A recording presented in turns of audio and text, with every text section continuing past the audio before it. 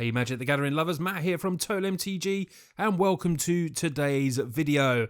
And I've got for you another Oathbreaker video today because at the moment I'm absolutely loving this format.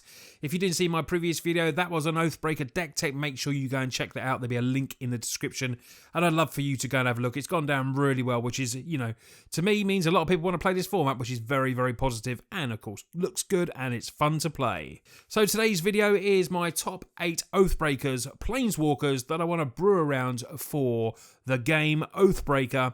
I'm not going to put the signature cards in there because that's what I want you all to get involved with. When I go through each Planeswalker, make sure you put in the comments what you think would be a very good signature card for each of these Oathbreakers, Planeswalkers that I have chosen that I want to brew around. So without further ado, let's get on to my first Oathbreaker. So this is in no particular order, but coming in as the first number 1 Oathbreaker I want to build around is Domri Rade. I'm going for the old school Domri Rade. I love the old school one. The -7 creatures you control have double strike, trample, hexproof, and haste. What you've noticed I've done with a lot of these Planeswalkers that I've chosen, they've got very strong emblems or minus effects because that is a great way to win games. And obviously only costing 3 mana means we're not going to be taxed too much with this as well. Look at cards that go very well with this. Of course, Xenagos, Ilhag, and another new green god as well. I think that's definitely, you know, the way I want to build around with this deck. It's just going to be big, stompy creatures and just doing loads of damage and getting the wins very quick. Domri comes in as my first Oathbreaker, but let me know in the comments what you think would be the great signature card for this Planeswalker. The next Oathbreaker I want to build around is Liliana, the Last Hope. Now this had cost 3 mana as well, so the cost is very good because we're not going to be taxed like I've spoke about before. The loyalty is only 3, but the -7 emblem is an absolute game winner. If you've played this in other formats, standard and modern, you know how good this -7 is. Beginning of your end step, put X 2/2 zombie creature tokens onto the battlefield, where X is 2+ the number of zombies you can control. So this is going to be a zombie Oathbreaker deck. We could use big cards like Grave Titan, maybe Ennis in the ranks, keeping the field clear with other cards, maybe, you know, Damnation, things like that, just keeping the field clear, ready for us to go and win with all our zombies. We can use a graveyard effect, we can bring stuff back. Even though it's mono black, it still has so many cards and synergistic cards that will work very well with Liliana. But what's the signature card? You let me know what you think will be good in the comments. The next card on my list, the next Oathbreaker, is Karn, the Great Creator. This will cut off all our opponent's artifacts, which will be very, very strong. We can make all our artifacts potentially indestructible with Darksteel Forge. There's so many different ways we can go with this, using Thran to cheat stuff into play. Karn just seems like a very good Planeswalker and it's rightly costed at 4 for us and has a 5 loyalty when it comes in. Stopping your opponent's artifacts, you know, a lot of people will be playing artifacts in their decks and this is going to really, really help us. The +1 until end of turn up to 1 target non-creature artifact becomes a creature with power and toughness equal to its cost. So we can have, you know, some really high costed potential non-creature artifacts in there to turn into creatures and become beaters. We can ramp out maybe Gilded Lotuses and stuff like that. It just seems like a really strong card. And for a brewer like me, building a colourless deck is just absolutely fun. And it's something I love to do. And Karn is the third Oathbreaker that I want to build around. But what do you think would be a good colourless instant or sorcery card to be our signature card? The next card on my list is Rau Storm Conjur. Now this is a bit of a combo kind of Planeswalker, but this Oathbreaker for me, there's other ways you can do this as well. Of course you can have the expansion in there. You're going to want cards like Goblin Electromancer as well to make the spells cheaper. Scrying is an absolute, it's so strong. It's such a strong mechanic and that's what you get for the +2 on this. The static ability of whenever you cast a copy, an instant or sorcery spell, Rau deals 1 damage to target opponent or Planeswalker, so you're going to be able to attack their Oathbreakers with Rau. The -2 is when you cast your next instant or sorcery spell that turn, copy that spell. And you may choose new targets for the copy as well. You know the combo that's there with expansion, you can use shock and stuff like that. It's a really nice combo, but there's other ways you can build around this, so I'd love to know which other ways you would build with Rau as well. I know the expansion is obviously very strong, but there's maybe some other cards we could have as our signature cards as well. Next up on my Oathbreaker list is Tamiyo, Field Researcher. This is a nice one. You can play the colours of Bant as well, green, white and blue. Comes in with 4 loyalty. The +1 is choose up to 2 target creatures until the next turn. Whenever they deal damage, you get to draw a card. The -2 is tap up to 2 target non-land permanents. They don't untap until their controller's next untap step as well.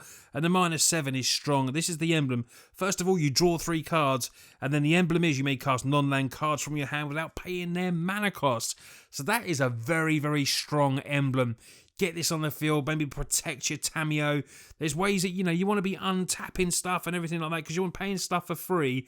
It'd be good to untap your lands, maybe with a Wilderness Reclamation. Maybe you could use Smothering Tithe as well to tax your opponents to get that extra mana on your side as well. Eternal Witness to just get stuff back from your graveyard. I think this is a very strong Planeswalker, and there's multiple ways you can go this. And with there being 3 colours as well, the signature card could be absolutely anything. I'd love to know all your thoughts on Tamiyo and what you think would be a good signature card, so let me see you in the comments and let me know.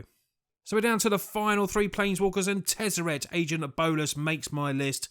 You can build this around doing artifacts. It seems very strong doing this, and obviously having Dimir colours as well opens it up to cards like Damnation, Black Sun Zenith, Cyclonic Rift. There's so many good cards. Tutor cards we can go and get as well. The -4, target player loses X life and you gain X life, or X is twice the number of artifacts you control. So we want an artifact spammer. We want to be putting stuff down there as well and doing the shenanigans. Darksteel Forge, like I said, it's going to be strong in this deck as well. Not just in Karn, because we want to make, all our artifacts indestructible. Seems very good. Master Thopterist is a very nice card as well. Whenever you cast an artifact spell, create a 1/1 Thopter artifact. Seems very on thematic with the deck as well.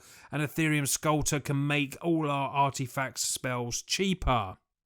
What could be our signature card? I'm not too sure, but I'd like to have something like Cyclonic Rift. Perhaps that's just being a little bit too dirty. But you let me know what you think would be good with Tezzeret. So my second to last Oathbreaker is none other than Venser the Sojourner. Now I went for this as my Azorius Planeswalker. I know Teferis are super powerful, but for a Brewers kind of thing, Venser seems a lot more fun for me personally to build around.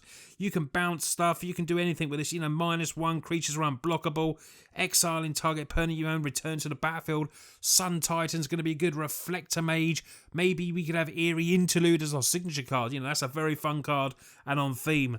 Whenever you cast a spell, exile target permanents. We want to put loads of card drawing spells in there as well.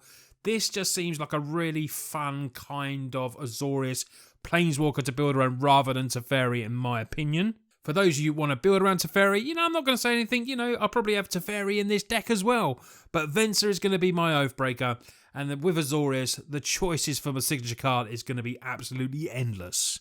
So the last card of my Oathbreaker list is Vraska The Unseen. This is the Vraska that I chose for my Golgari Oathbreaker.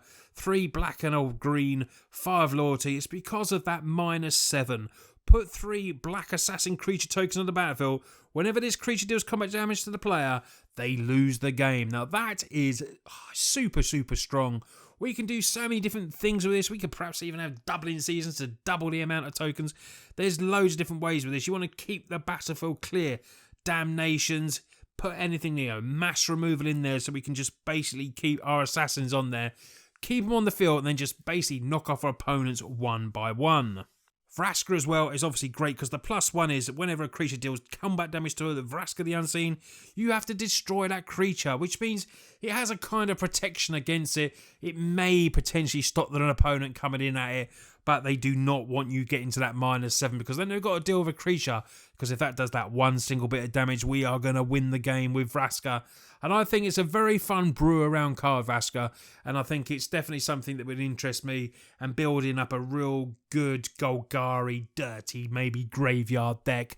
But anyway, what could be the signature card? I'm not too sure. Maybe it's Damnation on a stick. Maybe that's a little bit too expensive at 4, but maybe it's not.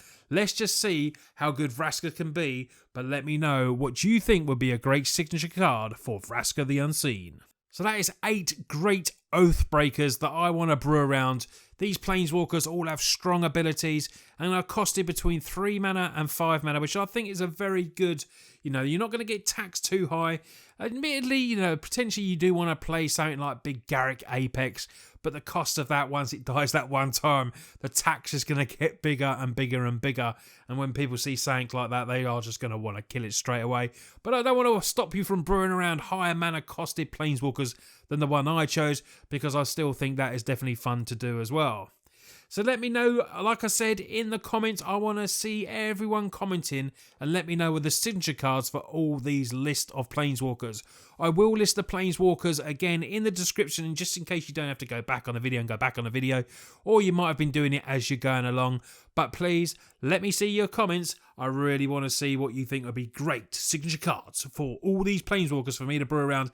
And potentially you may see it on a little deck tech, and you might get your signature card matched up to one of these Oathbreakers.